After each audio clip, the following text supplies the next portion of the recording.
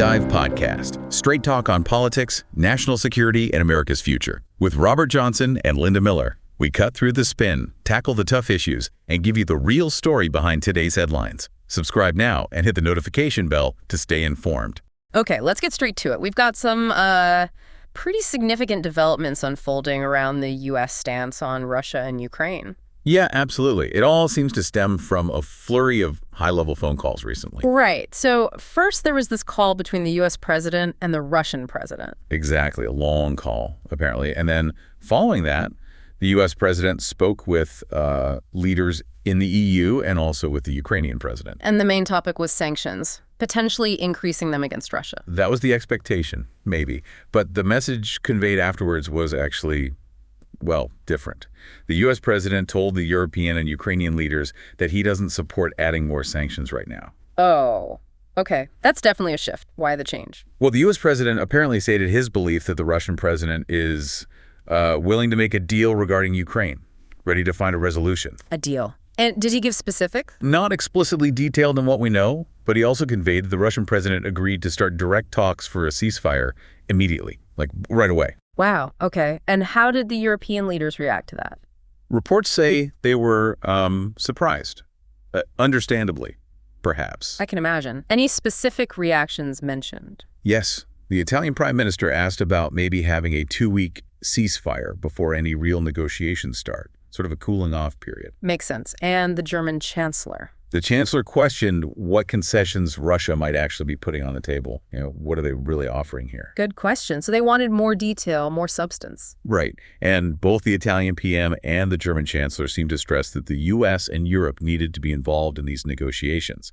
It couldn't just be bilateral. So they wanted a seat at the table. Yeah. The German chancellor suggested a meeting with everyone involved. And the Italian PM even used the term judge, suggesting a need for some kind of impartial oversight in the talks. But the U.S. president had a different view on that part. And it seems so. He indicated that Russia and Ukraine could just hold bilateral talks directly, without intermediaries, at least initially. Okay. So a very direct line proposed there. And this initial call between the U.S. and Russian presidents, how long was it? The reports mentioned it lasted over 2 hours the previous evening. So a substantial conversation. Definitely. And what came out of that call, specifically from the Russian side? Well, the Russian president apparently reported that Moscow is ready to work on a memorandum with Kyiv. A memorandum? What would that include? Crucially, it would include a ceasefire.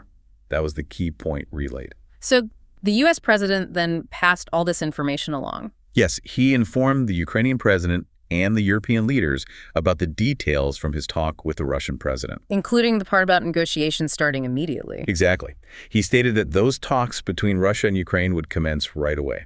And he backed this up publicly. He did. He told journalists he wouldn't impose new sanctions on Moscow, specifically because of this potential for conflict resolution.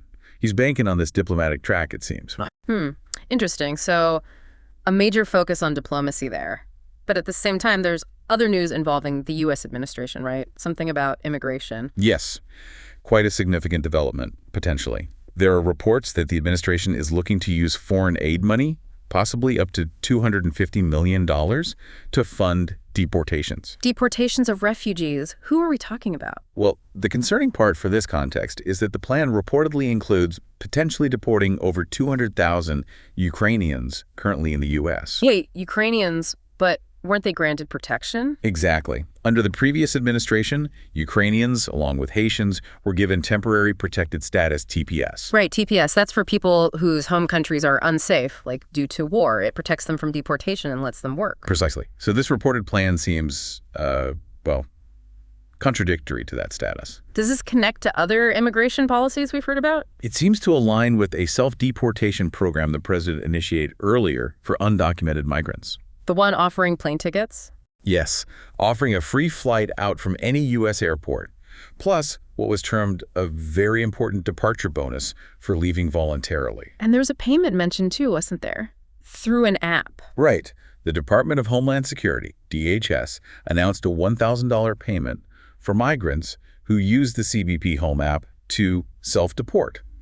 The idea being they leave voluntarily, but might be able to return legally later. But were there also threats involved if people didn't leave voluntarily? Yes, that's the other side of it. Threats of imprisonment, hefty fines, property confiscation, wage garnishment, and forced deportation were reportedly made against those who didn't comply. And deportations have already been happening at a high rate. Reports indicate over 135,000 people were deported just in the first 100 days of the president's term. Were other nationalities mentioned in these deportation plan documents? Some draft documents reportedly mentioned Afghans, Palestinians, Libyans, Sudanese, Syrians, and Yemenis as well. But DHS said those drafts were outdated. A DHS representative did call them outdated, yes. However, there are reports of a new agreement signed just last week between DHS and the State Department. And this new agreement? It apparently details the same kind of process and allocates that $250 million funding. But interestingly, it doesn't specify which nationalities would be targeted.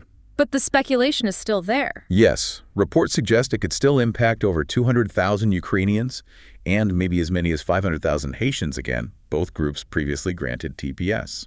And there's even a suggestion about Ukraine taking back people from other countries.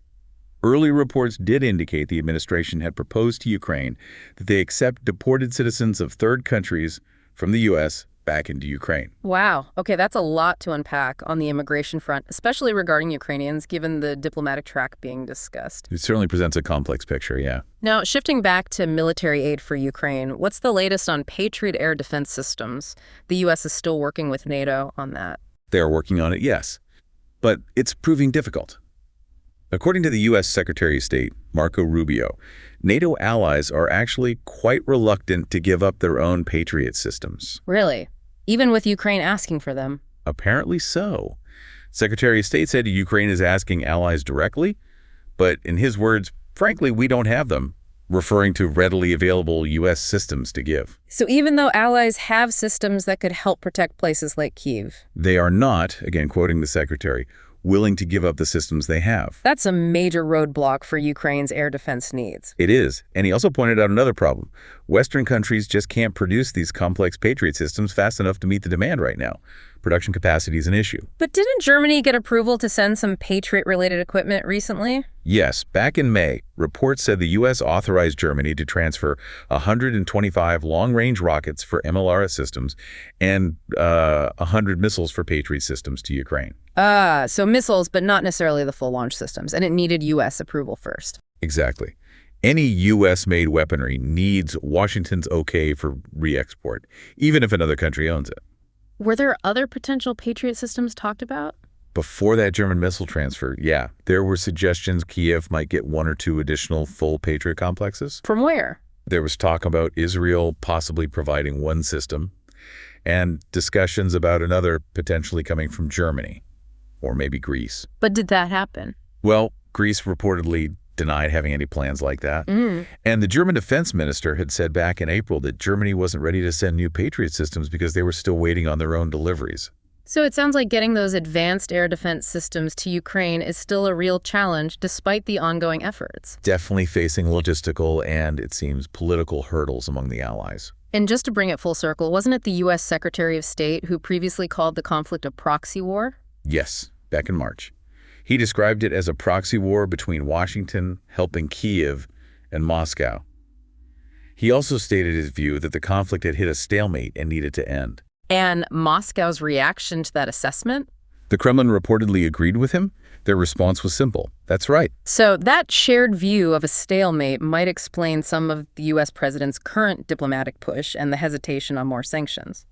It certainly provides context, doesn't it? You have this direct diplomacy attempt, these potential major shifts in immigration policy affecting Ukrainians, and the ongoing difficulties with military aid. It all paints a picture of the situation that's still very much in flux. Subscribe to our podcast on Spotify, Apple Podcasts, and YouTube. We are here to make things clear. New episodes every day.